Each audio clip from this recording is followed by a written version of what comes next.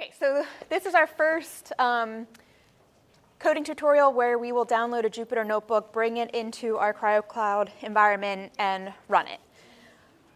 So first, I'm going to share a couple slides. Come on in.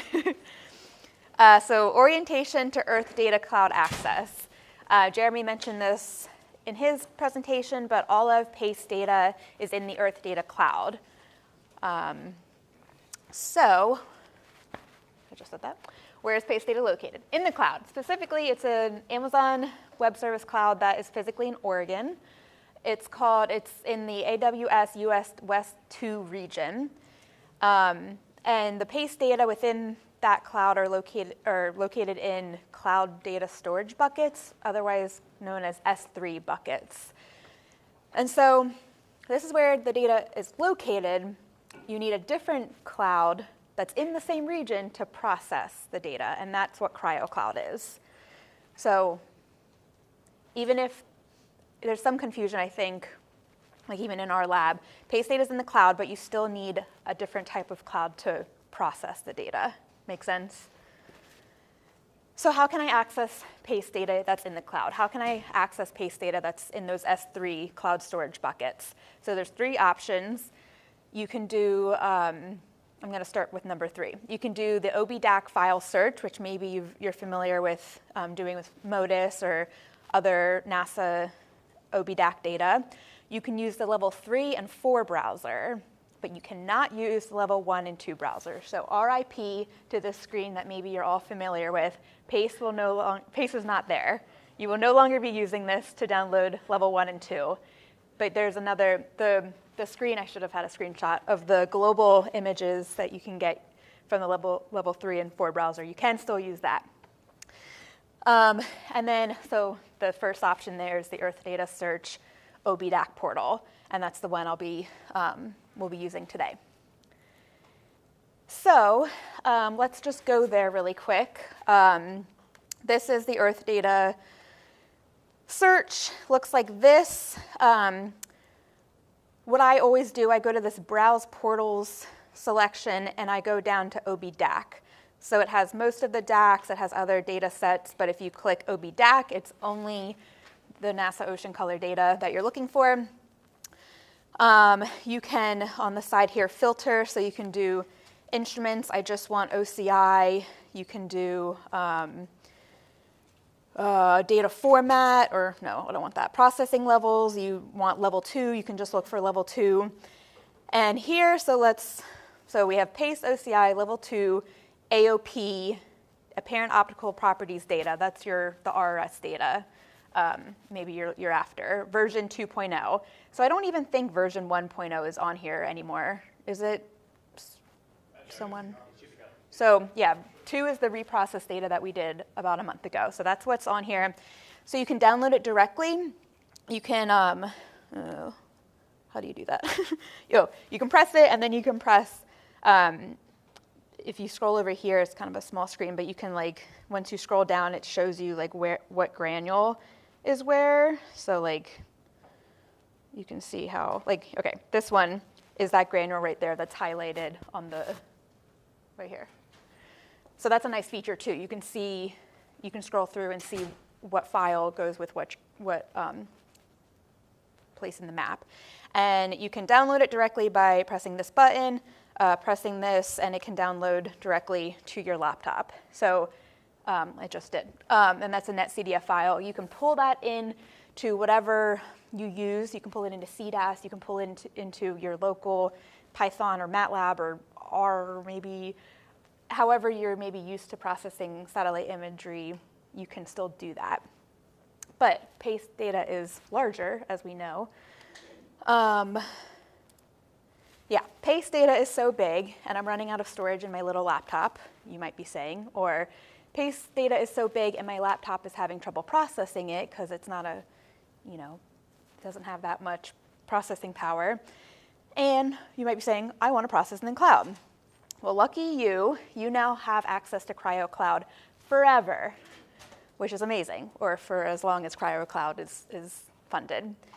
So you now all have the ability to process in the cloud. Not everyone has that. I think it will become more common Like universities are beginning to get institutional AWS accounts, but for now, you should use this because it's super powerful. So to process data in cloud, you need what's called an elastic compute cloud, or an EC2. CryoCloud is an example of an EC2. This allows you to stream and analyze paste data without it ever touching your local computer. So for those, if you have colleagues that don't have access to CryoCloud and they're asking, how can I do this? Like I said, universities are beginning to get institutional accounts. You can budget cloud services and proposals. And Patrick, I think, will talk more about this in his lecture on Thursday about kind of making environments containers for reusable projects and taking things off the cloud.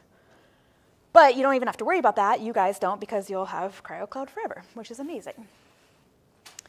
Tasha mentioned this. This is a great resource, the NASA Earthdata Cloud Cookbook.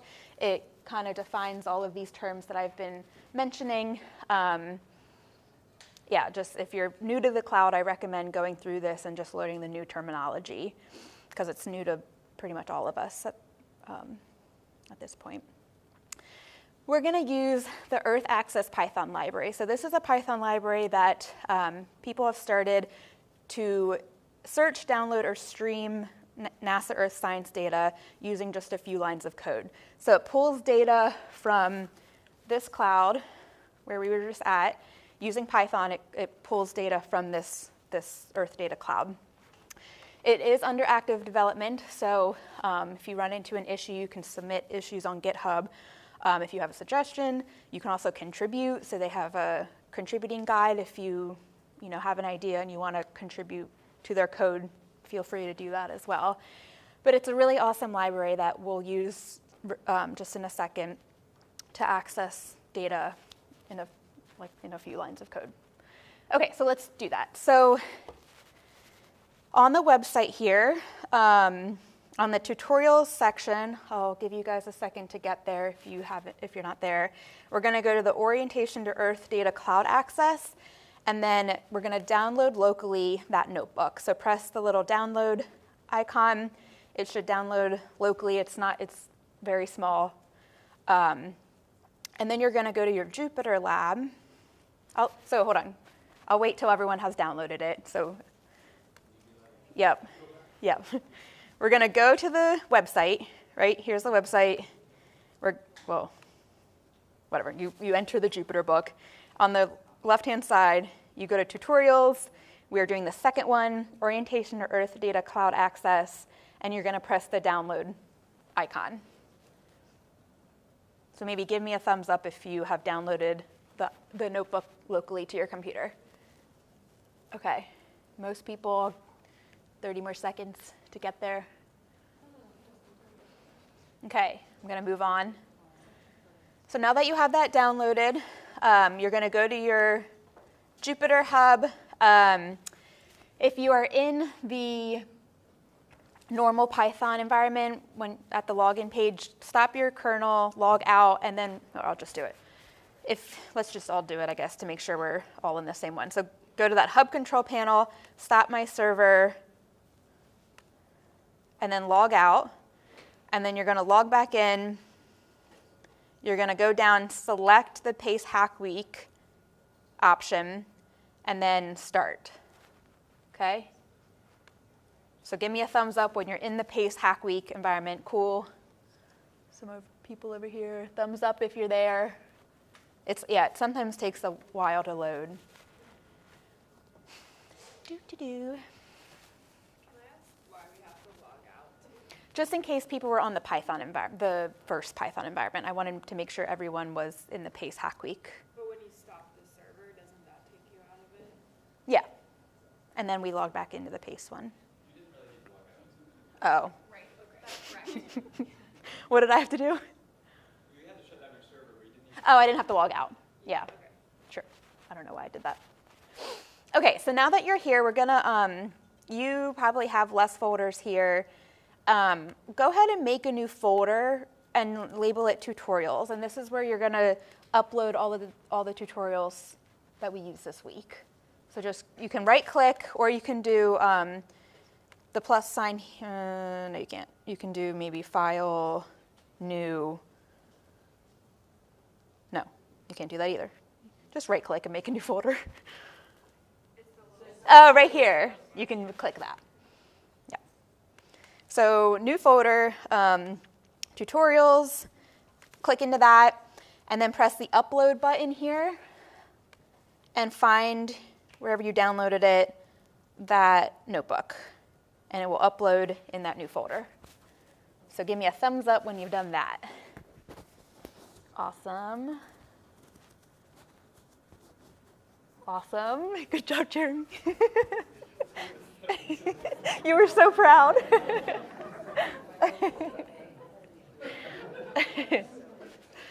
Okay. Okay, I'm going to continue. Now, double click that notebook and it'll be open. Okay, congrats. You just uploaded your first Jupyter notebook in your CryoCloud Jupyter Hub.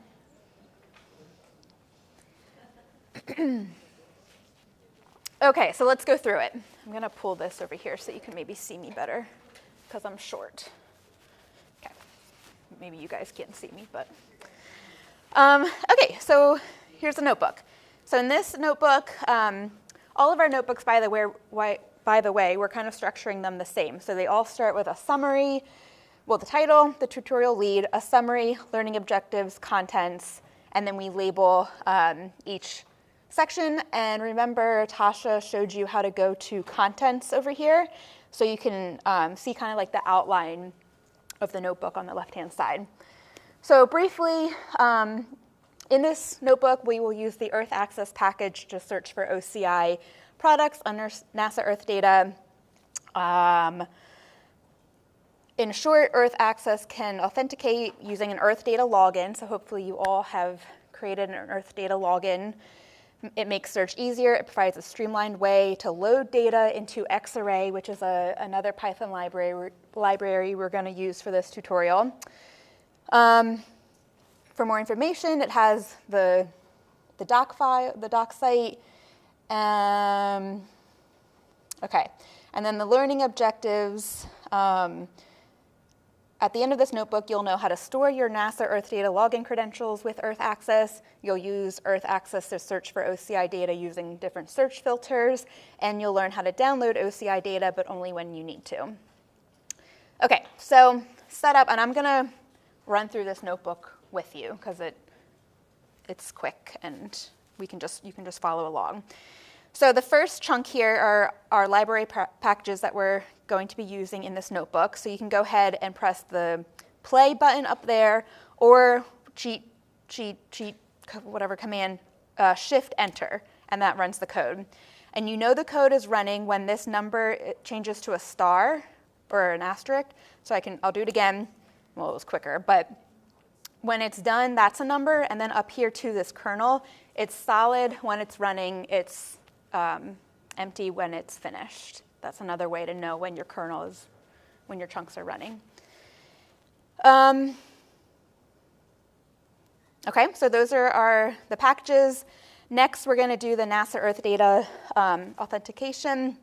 So we're going to run this line right here. So go ahead and run that. I already have my username and password saved in a .netrc file in my home directory because I've been using Earth Access before. If you don't, you'll probably get a little pop-up that says to put in your username and password. Raise your hand if you got that pop-up. Okay, yeah, great. So put in your username and password that you hopefully remember for Earthdata, not GitHub or anything, Earthdata.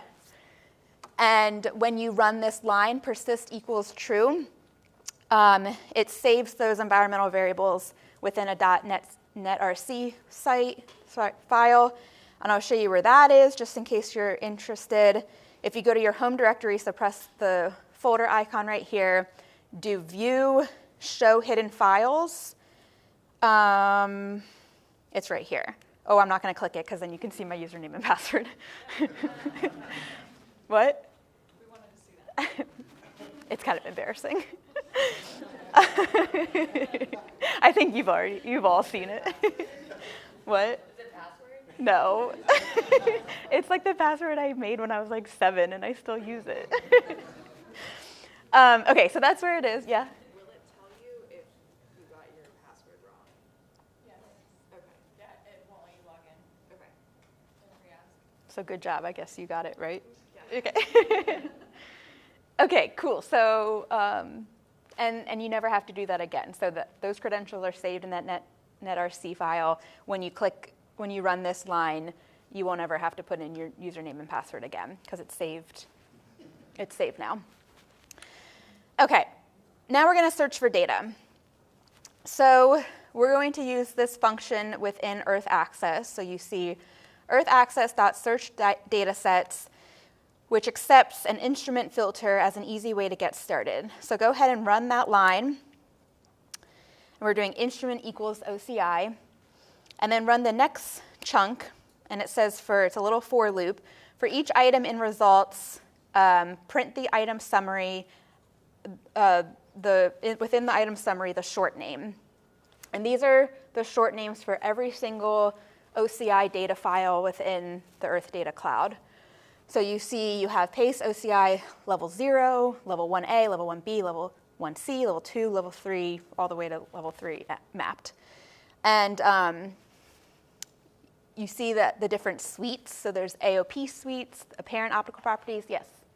You mentioned earlier Earthdata, you cannot search level 1, level 2, but here you can. Here you can. Yeah. Yep. Yeah, it's all here. AOP, apparent optical properties, BGC is biogeochemical, IOP, inherent optical properties, PAR, and then chlorophyll has its own as well. Yeah, they're kind of different for each level. NRT is near real time. That'll change. Where's Ian? Near real time will change after. Will it ever change? I'm not sure when they're going to decide. When do we stop? These short names can also be found on Earthdata Search. So that's this site. If you go back here, you can find short names of different files by pressing this information button, the I button, and you can see it right here. So if you're searching through the Earthdata Search site and want to know the short name for this type of data, press the I button and it's right here.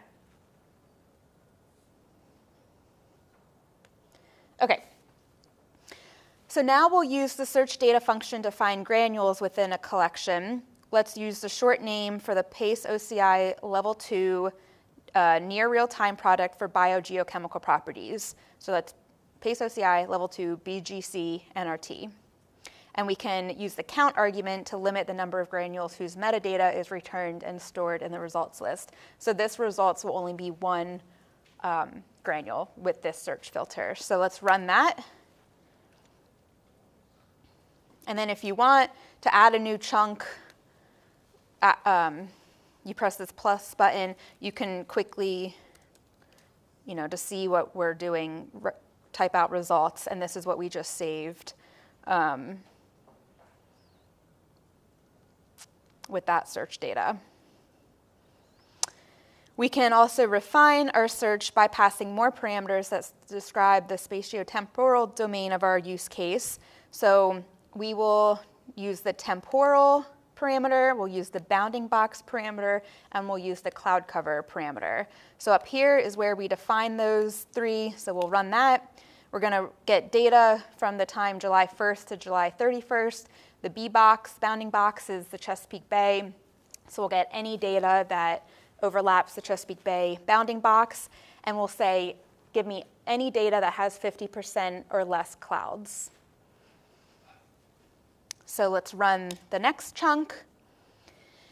And so then you can print the results and index each number of granules results that you saved. So we'll do results 0, and this prints out a nice little, not a near real time, quick look. A little quick look of, this looks like chlorophyll of the data. So that's a nice little way. Here I'll print results 1. Results 2, you can see without opening the data and anything else, just, you know, maybe this one looks the best because it has the most coverage. Oh, can you? Oh my gosh, Patrick. I did not know that. That's amazing. Yeah, so you can quickly look at your imagery this way. You can also download directly. So if you click this link right here, it will download it.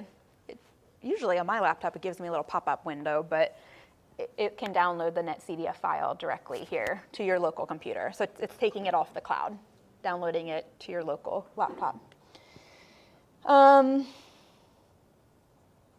Okay. Let's open a couple granules using Xarray. So raise your hand if you've used Xarray before, a few of you. It's a very popular plotting, opening multidimensional data library in Python, and we're going to use it a lot throughout this week. So we're going to use the earthaccess.open function when you want to read directly from a remote file system but not download the whole file. So when you don't need to download the data, earthaccess.open is the way to go. This is kind of the way to stream data, earthaccess.open. So let's do paths equals earthaccess.open results. So this is going to open all 4, so when we did this led to 4 results. I'm just showing the 3 here. But you can see here 4 out of 4, it's pulling in 4 granules with that search filter. You can, I don't know. So, okay, yeah, paths, if you print paths, it says the S3 file system. This is the S3 cloud bucket, right, Ian? It's the ob-cumulus-prod public. This is the S3 bucket where the data is coming from. Okay, so for those of you that it didn't work for, we're going to delete your netrc file. So in your home directory, do view, show hidden files, and then just go ahead, right-click, delete, and then go back up to the top, run this line again here, and try to put in the right username and password. Yeah. I think I'm going to move forward. So this, if you had to generate a token or redo your password, run this again. It'll create a new .netrc file, and then we'll pick up where we left off. So, yeah, so paths should work. From there, we're going to do XR, so xarray.open dataset, the first file in paths. So this file right here, run that. So this saves the netcdf file as an Xarray data set. You can see here that it has nothing but attributes. You can expand attributes, but the others are grayed out. The netcdf does include multi-group hierarchies within a single file. We're going to use open data tree, which it remains under development. It's within Xarray. We downloaded it up here when we do from Xarray backends.api import open data tree. This allows you, when you run it, and this might be new to some of you, it was new to me, but if you do open data tree paths, the first path, now you can expand groups. And so you can see there's, I think, 5 groups within these level 2 netcdfs. There's sensor band parameters, there's scanline attributes, there's geophysical data, there's navigation data, and that's it. So, and processing control. So that's a nice way to open up all the different groups. You could also do xarray.open-dataset paths, group equals geophysical properties or whatever. But this is a nice little way to do it all at once.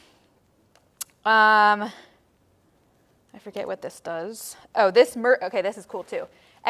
Xarray.merge the data tree. This merges all of the groups in one Xarray data set, and so you have all of the variables from all of the groups in one data set. So let's do a quick plot. So we can from the data set we just saved, we're going to pull out the chlorophyll A variable. You can see it right here. Right here. Here's the variable within the data set. And we're going to plot. So just dot plot. It's a function within X-ray. We're doing Vmax equals 5. So that's the max chlorophyll value I want to plot. And it's going to give just a quick and dirty plot of chlorophyll. So you'll see the color bar it's labeled because it's pulling it straight from that variable. You can see the X and Y axis. You have pixels per line, number of lines. We can change that with latitude and longitudes, and we can project the data onto a grid. So the next chunk, you're going to do data set chords. You're going to set the chords with the longitude and latitude variable. And then you're going to do the same plotting function, data set chlorophyll A.plot, but you're going to say X is longitude, Y is latitude. We're going to now, it's already, this is Virdrus, right? Yeah, we're going to just CMAP, we're going to declare it again, and then Vmax equals 5. So now we have the same plot, but with longitude and latitude on the Y and X axis, and it's projected, so it's shifted a little bit to match the lat long grid. If you want to go one step further and be fancy, and I think Karina will show you this in her tutorial tomorrow, you can add a projection and coastlines and grid lines. This is using the Cartopy Python library. So if you run this function, now it looks really nice. Okay, so that was level 2 data. Now we're going to go on to level 3 mapped data. So we're going to use the same earthaccess.search data to open some, well, to search for level 3 mapped chlorophyll A granules. We're going to use a new search filter available in earthaccess.search data, the granule name right here, argument, except strings with the asterisk wildcard. So we can use this to distinguish day versus 8-day composites, or month. I think there's even month composites, as well as get the 0.1 degree resolution. So I think we have 4 kilometers, 0.11 degree. So this pulls every single granule that's a day composite and a 0.1 degree resolution.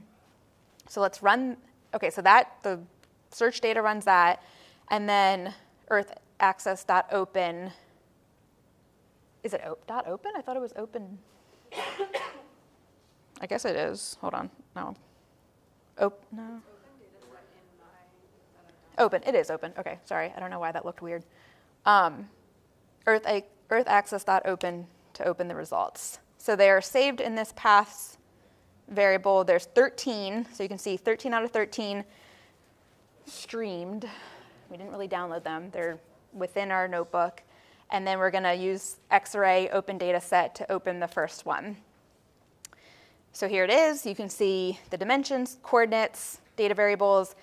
Because the level 3 mapped already have lat-long coordinates, it's possible to stack multiple granules along a new dimension that corresponds to time. So you can do, instead of xr.open dataset, you can use xr.open mf dataset. MF stands for multiple files. So the next chunk here, if you run it, saves a data set. You can see it now has a new dimension, date. So it's a data set with all 13 granules in the same lat-long grid organized by date. And we're doing, I don't totally understand this, but combine equals nested to combine the files according to the shape of the ray. And then concat dim equals date argument generates a new dimension, which is right here.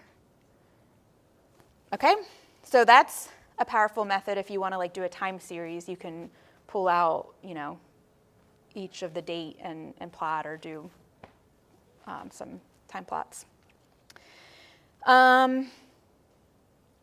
So here, a common reason to generate a single data set from multiple daily images is to create a composite. So in this chunk, we're pulling the chlorophyll A variable again. We're logging it. What are we doing here, Ian? And then we're plotting it. We're already defining it up here. Chlorophyll select, we're selecting the first date, we're plotting it, and we're using the green-blue reverse. So this is a matplotlib color palette. We'll talk more, I think, in Karina's tutorial about that, but _R reverses it, which I did because I wanted the plot to look like this. So lighter, greener areas have higher chlorophyll, bluer areas have lower chlorophyll. Okay, wait, what did this do? Units, it just made the units on the axis. So this is one file. This is date 0 to map average values, skipping the NaN values that result from clouds. You can do chlorophyll average. You can take the mean of chlorophyll within all 13 dates, across all 13 dates. You make the attribute, the axis titles nice again. And then you do chlorophyll average plot using the same color palette. Okay, so this is a composite of all 13 level 3 map granules we found in our search. This is taking the average, and so you can see it covers a lot more area because it's averaging every single file. There's still some missing pixels because that's, I guess, where it's cloudy a lot across those 13 days. But yeah, pretty powerful method to create a composite of 13 PACE data files. And then the last section here, there is a function within Earthaccess called earthaccess.download that can be used to copy files onto a file system local to the machine executing the code. So you can use this to download files to CryoCloud. Okay, so it'll save within a folder within CryoCloud. So we're going to do earthaccess.search data. We're going to just grab, we did this up above, but OCI level 2 biogeochemical data using the T-span, the B-box, and the clouds that we defined above. Now if we do earthaccess.download and we make this local path called data, if you run that and you go into your tutorials file, you should now have a folder called data where all that data is saved. So it's now saved within a folder within your CryoCloud Jupyter Hub. And when you do open data tree, so we saved it as paths, and when we open that, it opens the same way as it would when we stream it. So if you want to like save download files instead of stream, well, it's still streaming. It's not touching your local laptop. To save files within a folder in your CryoCloud, you can do. It is? Yeah. Okay. It's only streaming if it goes straight into memory without having to create a file. Okay. And we'll just reiterate, that one of the Spider-Man line, great power comes great responsibility. We don't need to copy the whole OPDAC into the CryoCloud. So use download. Like in our view, there are a few instances where you really need to download the files into your CryoCloud instance. For the most part, just use Earthaccess Open when you can. If you can't use that, then you do have download kind of as the backup. And we'll talk tomorrow or the next day, I think, about a situation where we definitely have to download them for now. But even that might change. So prefer to open. Yeah. Yep, Ellen? You can use Earthaccess on your own computer, right? Like it Mm-hmm. doesn't have to be in the cloud. You can use it on your own computer, but using earthaccess.open, streaming data takes a lot longer from local to cloud. Cloud to cloud, it's very efficient, but going local to cloud, it takes a lot longer. But you can do it, yeah. And that's because this server we're running on is in the same data center as the data.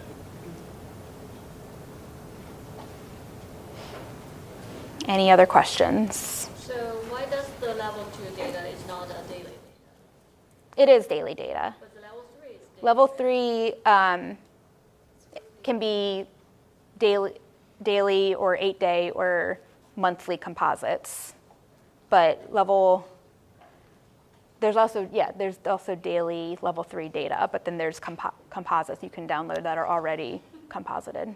So in the example, the first one you showed us, so the time span is 1 month, but we only downloaded the 4 files. Did we skip something in the middle? Or? Yeah, this one. So here we're opening, the results were from this search, level 2. It's just the first 4 level 2 daily files within this filter criteria.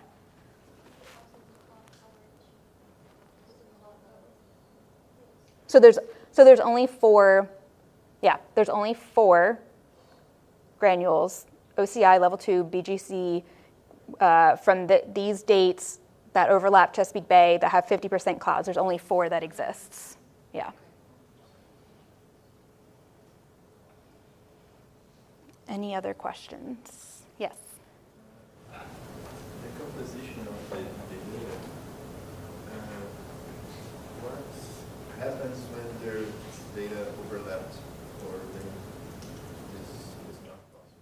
It's just taking the average. So if there's overlapping pixels, it's taking the average of those pixels. Yeah. And there is a way to download the data to my computer and adjust the code to access the data from my computer. So you changed, did you change this path? Okay. What did you change it to? Just like your... Supposedly I have data in my computer, in my local computer, and make the code to access the data in my computer and run it. Oh. Just in the cloud. Can you access local data? You would have to probably upload it to CryoCloud first, right? Are you asking if you can do this on your laptop, or are you asking if you can pull data from your laptop into CryoCloud to compute? My idea is to leave the data in my computer and run the code. You can run this code and a lot of the rest of the code on your laptop as well. The only thing that changes is how you download, the paths that you use. That's the main thing that changes. So you can do the same thing. The code she showed at the end is exactly how you would put it in your own laptop to download the data. On the Coherent cloud? Hmm? Can you pull local data on the Coherent cloud? Kind of the second version of the question. So the second version of the question, you have to move it into CryoCloud. So you would drop it into there. You would either use this or just drag it from wherever it's saved on your local Same computer. thing as well, the tool that I showed you. Or if it's coming from a different online source that you can achieve in some other way, you know, curl and done together and some other API that you can access the data. Right. That's another way. HTTPS is often, as long as it's not password protected, you can often stream that data in the CryoCloud without downloading it. So there's just like different, I can help people with ways of accessing that data, but there's often ways to get it if it's not password protected or behind weird things. Yes. So I think I'm curious about all of like the functionality of Earth access and Docker. Because I'll never remember which functions to use. So is the best thing is to go to the online source to figure out how to use a bunch of this. Where you're talking about like using this site? Oh, The Earth access Python code. yeah. I'm curious about all the functionalities. Oh, I would go to the docs. So if you like Google Earth Access Python library, it has read the docs and it will define every single function within Earth Access that you can use. But I would say the 3 most useful ones is Earth Access.search data right here, Earth Access.open, and then maybe if you want Earth Access.download. But all of them are defined in the doc file of the Python library. Like if you go here. And I was just curious if there's some of the CDAS functionality in that, or is that, if you want to be doing higher level stuff, you have to go through CDAS still? Karina has a notebook on using the OCSSW tools, the CDAS processing tools within a notebook. So that should answer your question on that. But here's the Earth Access Read the Docs. So if it has a user guide, it has more tutorials. So this is actually a good resource for folks to read through and see how to use all of the different things Earth Access has. This is mostly for just finding the Yeah, you need to do like Xarray or Matplotlib or other libraries to plot the data and open the data, I guess. Any other questions? Was this people's first time using Earth Access? Cool, isn't it awesome? It's really, really handy. Okay, yeah, Yulin? It might be clear to some people, but what's the difference between streaming and downloading? Is there a fundamental difference between the two? I think, yeah, streaming, like Netflix, streaming, you're just accessing it from Wi-Fi. We're accessing it from the cloud without it ever touching our local laptop. Go ahead, Ian. I think the Netflix example is a good one because when you get a movie from Netflix streamed, you don't actually get that movie on your computer, or you don't see the MP3 file. There's no file. It just goes directly into memory and shows it on your screen. And so that's what happens with streaming from your cloud. Download actually creates a file in your cloud environment that will persist. It's there. You can re-access it. You copied the data. You've got the whole file. So that's the difference between downloading and streaming. Streaming is ephemeral. It's only in memory, cached in memory. It's cheaper to keep it in memory on CryoCloud, especially if it's NASA data. Just because data storage costs money, so that's why it's nice to stream it. And it's usually so fast that it's almost faster than opening a file that you have on your laptop or that you've downloaded. So you can go through data a lot faster. So you don't need to download anymore. Right. If it's in the right file format. And one other benefit is that a lot of the time when you're accessing data, you don't actually need all of the data that's in the file. You only need part of the data. And when you stream, you only actually transfer the data needed. When you download, it's not fine scale like that. You get the whole file. So that's why streaming will be faster at times because you're not actually getting all of the data in the file. That's very useful. Okay, if there's no other questions, I think we will transition to lunch. So on the schedule, oh, sorry, Eli, you were blocked. It's kind of a logistics question about the Slack channel for are we using that? Like if people have questions, they're like, hey, I don't understand this, or I tried to do this.